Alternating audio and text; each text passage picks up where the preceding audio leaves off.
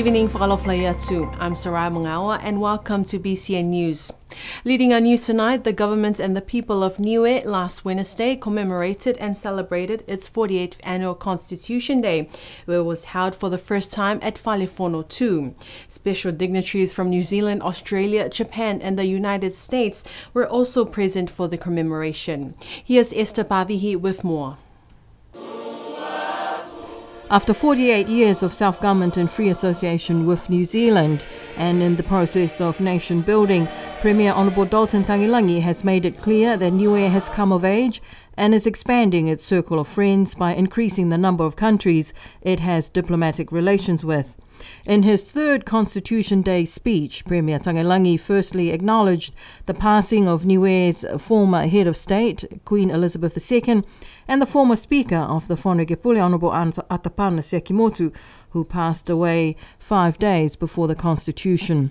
Distinguished guests, ladies and gentlemen, it gives me great pleasure to welcome all of you here today to celebrate our Constitution Day. 48 years of self-governing in free association with New Zealand. Allow me first to pay my utmost respect for those that have left us because of the challenges with COVID, that some of our elders or some of our people have left us. And some of us are restricted with travel in order to pay our respects to them or to our families. As we pause to remember earlier on, all of those, but especially one of our own colleague within the Parliament, the late Honourable Atapana Sekimotu, but also our head of state. Don't forget, Her Majesty the Queen Elizabeth II, which I was so fortunate to be invited by the King to be at the funeral in London. And let me also welcome His Majesty the King Charles III, our sovereign. I acknowledge this on behalf of all Niueans. Premier Tagilangi acknowledged the presence of New Zealand's Minister for Pacific People, Aupito William Sio, and Australia's Foreign Minister, Senator Penny Wong, as well as the US Ambassador Thomas Udall and the Deputy Head of Japan's Embassy in New Zealand, the official overseas guests of the government at this year's celebrations. It has been some time since a New Zealand cabinet minister had visited and joined in the constitution and flag-raising ceremonies, so the presence of New Zealand's Minister for Pacific Peoples and Associate Minister for Foreign Affairs, Aupito William Sio, was welcomed with applause at the celebrations. Minister Sio's presence provided the perfect opportunity for Premier Dalton Tagilangi to convey his government sentiments on the auspicious occasion of the 48th anniversary of self-government. Niue has a very strong bond with Aotearoa New Zealand, and we treasure our mutual history and cultural values. As my last visit to New Zealand, as the Prime Minister said, that we are a family. Now we're family as siblings. We are not family as a parent and a child. Not anymore. We work together as a family towards a prosperous Niue. And please, Minister, convey our warmest Niuean greetings to the daughter of Niue, the Right Honourable Jacinda Ardern, Prime Minister of New Zealand. New Zealand has always been there for Niue in good and bad times, by ensuring that the people of Niue is looked after and keeping them safe, especially with the COVID-19. The support that we received are very much appreciated by all Niueans that lived here. The government have taken an extremely cautious approach in allowing people into this country. For the safety and the well-being of the people of Niue is of the utmost priority. Minister, your Tapeo team, your team from the office in Tapeo, Helen and Nigel have done a marvelous job here working with all all of us here in Niue. And may I also thank you for your love and support of all Niueans in New Zealand, especially in your constituent in Mangere and also in South Auckland. Kia munuena hawa taunga hua, and I thank you for being here. Premier Tangilangi believes that Niue is no longer the child of New Zealand, but is now in the position to begin moving away from the shadow of New Zealand. It has been a long time since we became self-governed.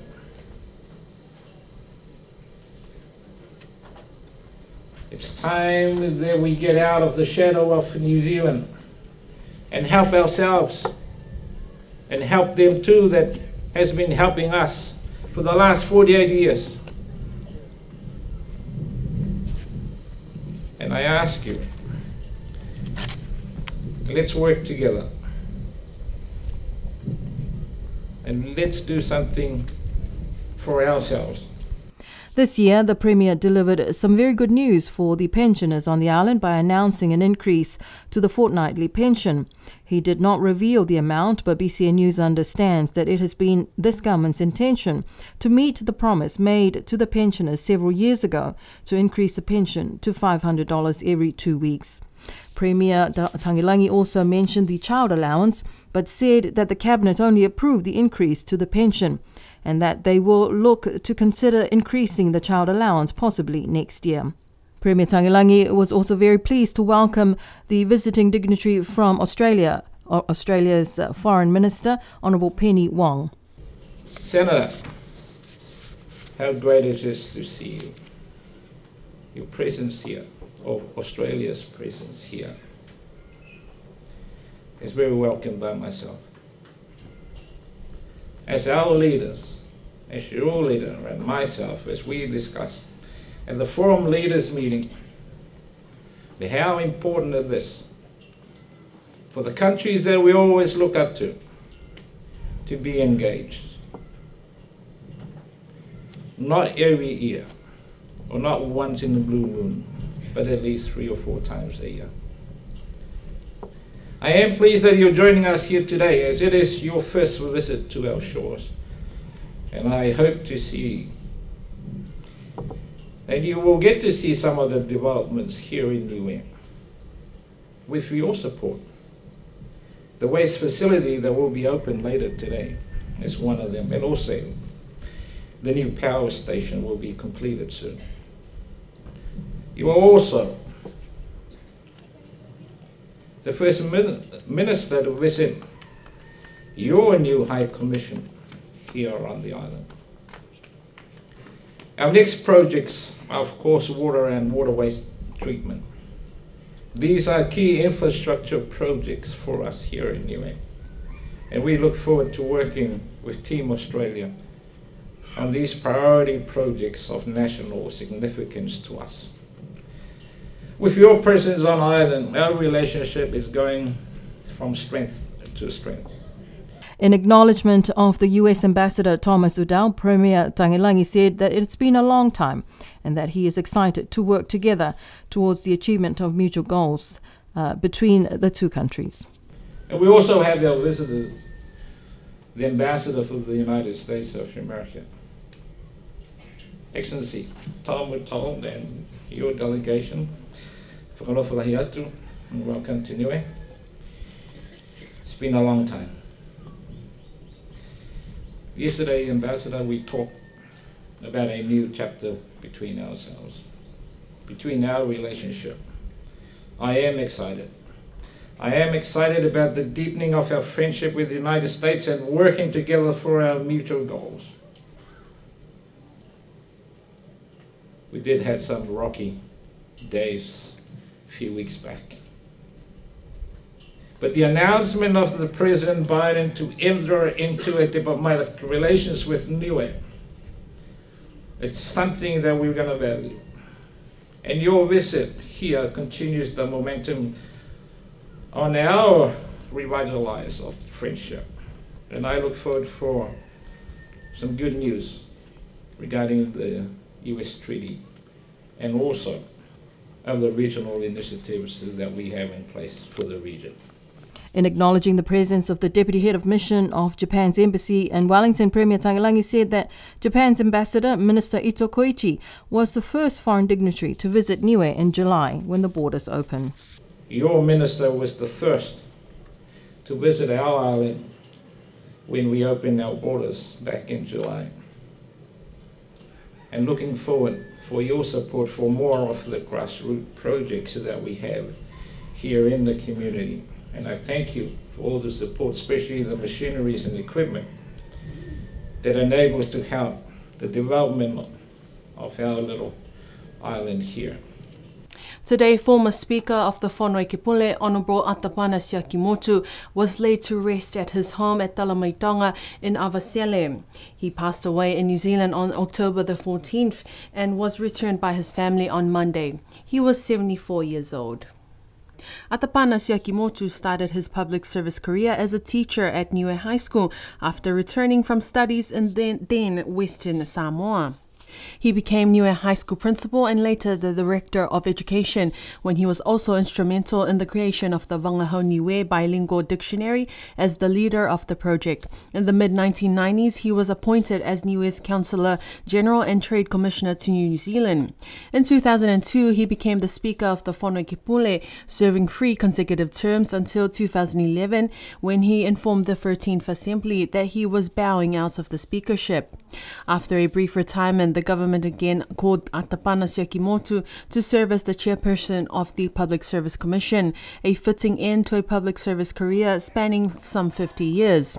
He was then recognized by the government as one of the recipients of the Public Service Medal for his service to the Niue government.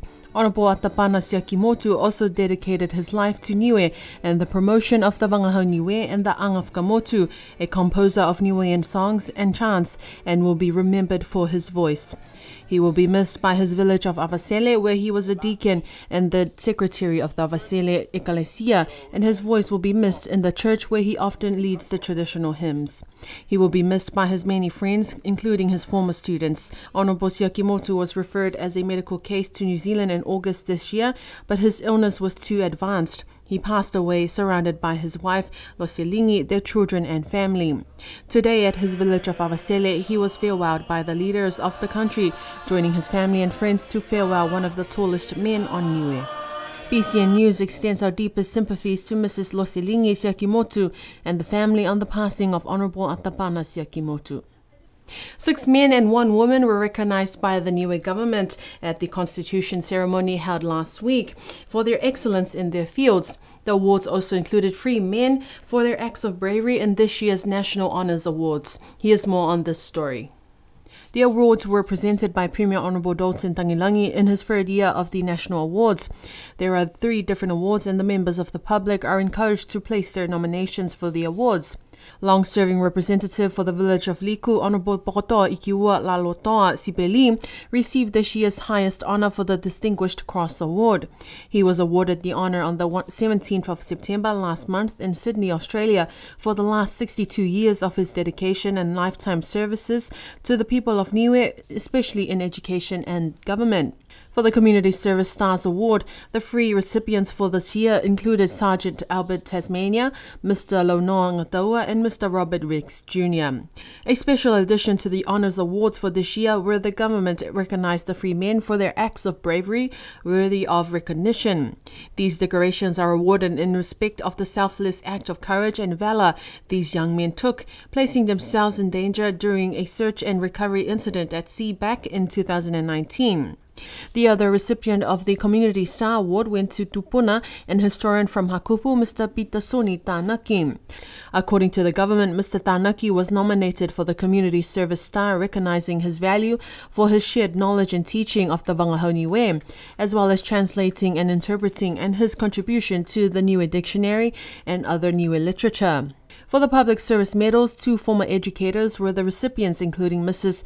Whakahula Funaki and Honourable Atapana Siakimotu. The government recognized the services of Mrs. Whakahula Hetoa Misimesi Funaki, affectionately known as Nanahula, as a dedicated mainstay and anchor of the Department of Education for nearly 5 decades as an educator, a Wangahau Niue specialist, and an author of many stories, poetry, and songs. The other recipient for the Public Service Medals for this year went to the late and Honourable Atapana Siakimotu.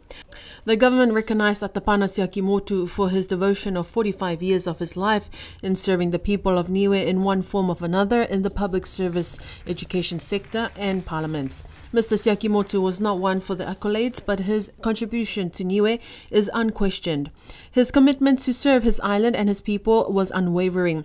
It is important to note that Mr. Siakimotu accepted this award prior to his passing. Also amongst the National Honours Awards was a special sports recognition, where the government of Niue awarded Dukan Holo Tutakito Williams a special sports award, recognizing him for his historical achievement at the Birmingham Games held in July this year as the first Niuean athlete to win a Commonwealth Games medal. Here's more on this story. Hake hake tama Niue. Hake hake a Niue whekai. The Minister for Sports, Honourable Sauni Tongatule, presented the award to Dukan, congratulating his success for himself and his family, but also the team and more so for Niue. Born and raised in New Zealand, the 23-year-old boxer hails from the village of Liku and had arrived on the island with his coach, Lolo Asasio Heimuli, and his father, Michael Holo. Dukan is also renowned as the first ever New Zealand cruiserweight champion who won the title in April this year. More than 40,000 people of Niuean descent live in New Zealand, and a large proportion live in South Auckland, mainly in the electorate of Mangere, where New Zealand's Minister for Pacific Peoples, Honourable Aupito William Sio, is their elected representative. He is a well-known and much-loved politician of Pacific heritage and very much respected by the Niuean community in Auckland and in Niue. The island was fortunate to have Minister Sio on the island last week for the Constitution celebrations. Here's more on this story. During his address at the Constitution ceremony last Wednesday, Honourable Sio spoke of the historical bond that exists between Niue and New Zealand long before the Constitution of 1974, mixing the formal tone of his speech with an injection of humour, as only a skilled orator would do. He spoke about eating too much unga, pigeons and bats, and the great time he spent on a visit to the village of Hakupu to see one of the many community projects funded by New Zealand to the delight of the crowd of women from Hakupu. On a serious note, Minister Aupito Sio also spoke of the refreshed statement of partnership between New Zealand and Niue. This year, we, Niue, Aotearoa New Zealand, recommitted to a relationship in future when Prime Minister Ardern and you, Mr. Premier, signed a refreshed statement of partnership, setting out our commitments and expectations of each other in the coming years. Within this partnership, Niue and Aotearoa have agreed on 5 priority areas for cooperation. Partnership. Koe whiu taki he tau malolo mai tau loto matala he ngahua whakalataha. Prosperity. O moi anga he tau matanga hua tu tuli monuina he tangata moe whakatufono. Oh, thank you. Resilience, environment and climate change. Ngā hua whakaloto matala ke whakatulewa e monuina mai he takataka I motu mo e tau pāleko e hiki he matangi. Peace and security. Mataala ke puipui e hauhau mafola e motu moe Pasifika laulahi and people. Tau tangata Niue nofo motu. The minister also spoke about his passion and commitment to sustaining Pacific languages, which led to the launch of the Pacific Language Strategy he recently launched. The minister also spoke highly of the contribution of the youth representatives at the roundtable meeting on Tuesday with the Matakau Komisina he Wangahau Niue, who spoke with such passion and commitment to sustaining the Wangahau. Minister Aupito Sio recalled the commitment made by New Zealand Minister of Foreign Affairs Nanaia Mahuta to the collaboration between the Māori Language Commission and the Niue Language Commission when she visited Niue in August this year. At the end of his speech, Minister Sio generously announced an additional $22.4 million in support for Niue. Because of our responsibilities to Niue, Aotearoa New Zealand has provided an additional $22.4 million in budget support. On top, I'm not giving that away to Hakupu village. This is on top of our triennium commitment of 81 million. Again, it's not going to Hakupu. This is significant at a time when economies across the Pacific are struggling. Minister also commended the efforts of Niue's COVID committee as he shared about his trip to Niue for hospital. Today, I would like to publicly acknowledge Niue's outstanding management of the pandemic. It is an achievement of the government and of the people here, the Rock of Polynesia. We are here together today as a result of it, and we owe a debt of gratitude to all those who have dedicated themselves during this crisis to Niue and to the communities of Niue. Last Wednesday, the island was also graced with the presence of Australia Foreign Minister Honourable Penny Wong, where she also gave a special address at the Constitution ceremony, where she graciously announced the $2.4 million funding of Australian dollars for critical infrastructure support to replace and repair Niue's existing water supply infrastructure. Here's Esther Bavihi with more on this story. Penny Wong is the first federal minister from Australia to visit Niue since 2008, when former Prime Minister Kevin Rudd was here for the 39th Forum Leaders meeting. Minister Penny Wong delivered an address at the flag-raising day last week. But most of all, can I thank you, the people of Niue, for the generous welcome and for the privilege of being part of a celebration, this wonderful celebration for your Constitution Day. A celebration of nation, of people, of culture, of language, of community, of sporting achievement, and of faith.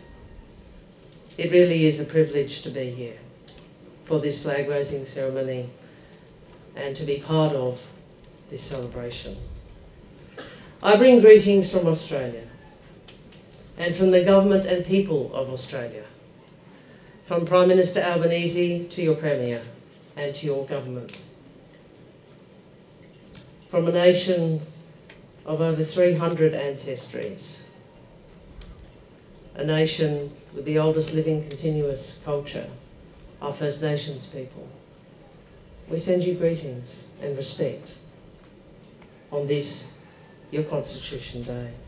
In an interview with BCN News on Wednesday last week, Minister Wong said that Australia is now looking towards a new chapter of engagement with Niue, and that this water and sanitation project is an important example of this new chapter. You know, we've had a good relationship for decades. We have Niueans in Australia. We've been part of your development program, but I think we are looking towards a new chapter of our engagement. We want to partner with Niue on things that matter to you. So one of the projects that we're really pleased we've managed to finalise is a sanitation and water project to deliver safe drinking water, because I know people have had to boil water a lot lately, so which we finalised today in terms of the delivery of that funding with the Premier and the Cabinet. So, I think that is an example of the sort of practical cooperation in accordance with your priorities that the Australian Government wants to engage in. The water and sanitation project will contribute to increasing operational efficiencies, reducing costs and ensuring Niueans have access to safe drinking water.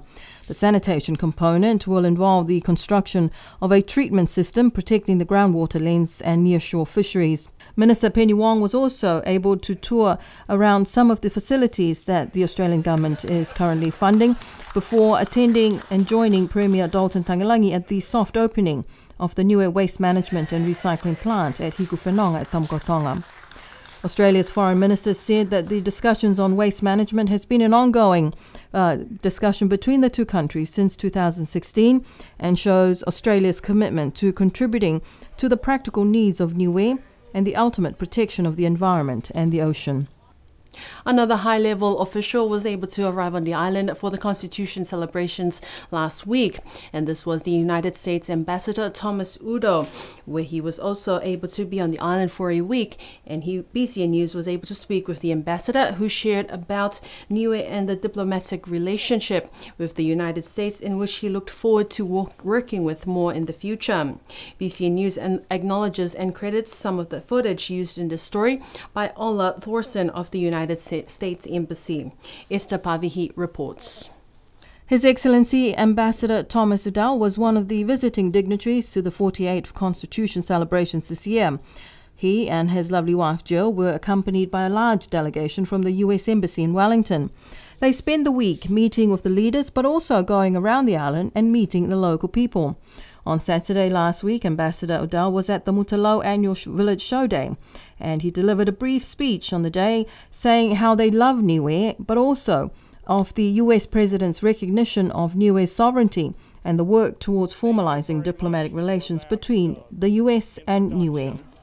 Let me first of all tell you my wife and I have come here for a week, and we're in the last couple of days, but we love Niue, we love the feeling of the show, and she almost decided to stay when she heard a young man needed a trip back on the plane for his health reasons. So she may be here longer than I am, but Jill is here with me. And the Member of Parliament from this village, thank you for the permission to speak. Let me just say a couple of things, because I'm here, first of all, in very distinguished company. And I recognize my diplomatic colleagues, the members of Parliament, the acting president, and the ministers, all of whom I have met with since I have been here. Niue is a very special country, and something has happened important in Washington with President Biden.